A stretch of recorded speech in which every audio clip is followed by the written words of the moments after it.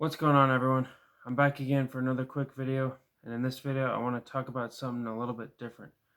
This video is going to be off the beaten path, and I just want to take you guys kind of down the rabbit hole a little bit and talk about some things that are going on in the world, or kind of the trajectory of where we're going as a civilization and as a world. So the title of this video is going to be called Social Credit Score and the Coming Metaverse. And what I want you to keep in mind with this video is, with all the new changes on the horizon, we really need to meditate on a few things in order to prepare for what is coming in the trajectory of our world. Basically, we need to kind of consider where we're going as a civilization, like I just said. And the references, kind of the homework I want to give you guys for this video are the Black Mirror episode called Nosedive, which kind of goes into the credit score the social credit score that I'm about to explain. So that episode does a really good job of explaining this whole social credit score and how the world we live in is really just, it's mainly based on illusion. It's mainly based on illusion and perspective. And so what I want to kind of go into real quick is I have some notes that I took when I was researching what the social credit system really is.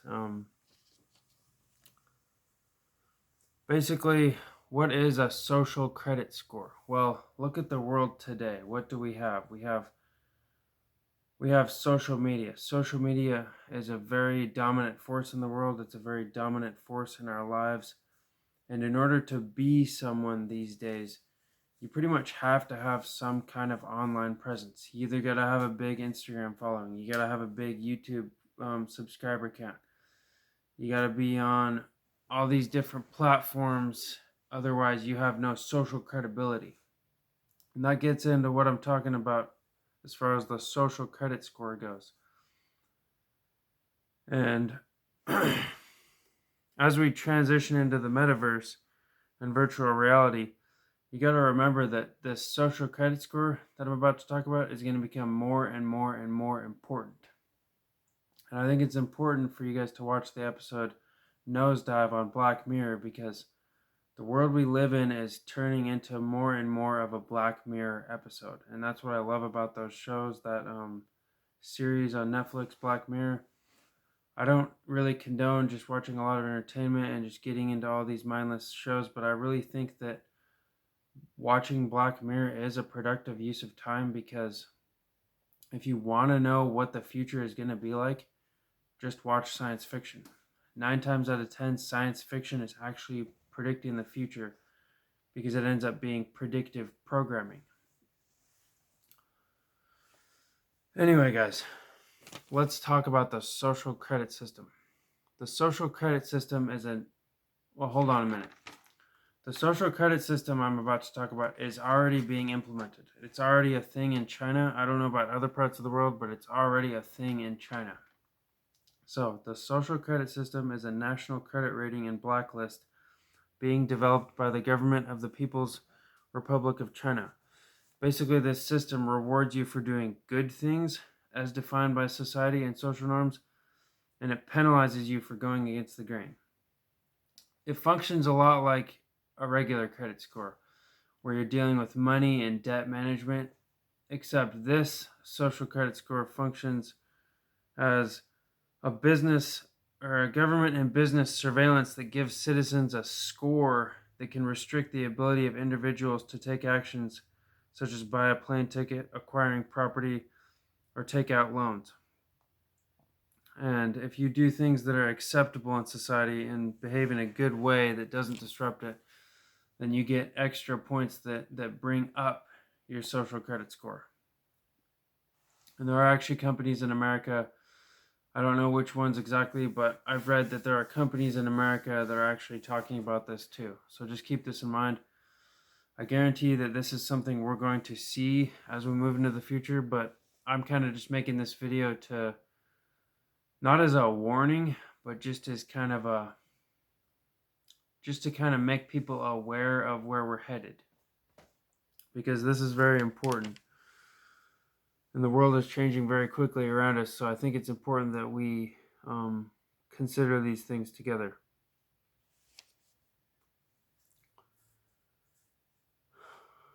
So, to get back to what I was saying, if you look around the world today, in order to be successful, it's almost mandatory at this point to have some kind of online presence.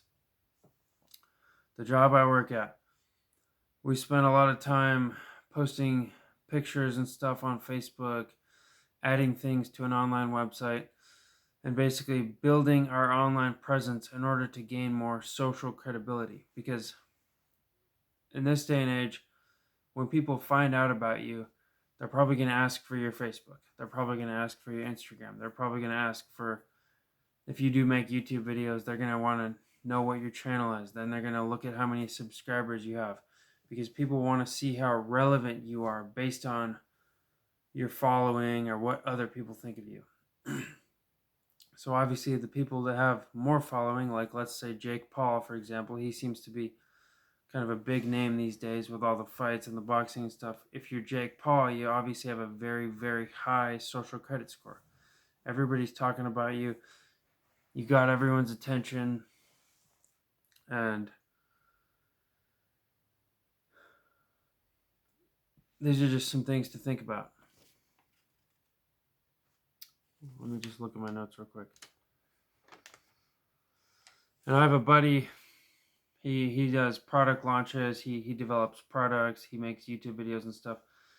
Before he drops a big YouTube video, before he does a product launch or whatever you want to call it, he makes sure he gains more followers on Instagram. He gains more followers on YouTube. He focuses on gaining his social credibility before he does this product launch, before he does this big video drop. When he does drop the video, it looks like he has a big following. It looks like he has a lot of subscribers. It looks like he has a lot of social credibility. And this gets back into what I was saying at the beginning of the video. 99% of the world we live in is based on beliefs, perceptions, and illusion. Very rarely, if ever, do you actually encounter truth, like real truth that is beyond a shadow of a doubt, like a fact, a proven fact. Because I was thinking earlier today, pretty much everything I learned in school, all of my schooling throughout the years, and this is really why I dropped out of college, all of my schooling was essentially useless. Not very much of the stuff was actual truth. We talk about the history. We talk about all of the things that I was taught, that just all of the so-called facts. When I now think about them, they don't really hold water, and you can poke holes into a lot of these things that we've been taught, and a lot of these facts we've been forced to memorize.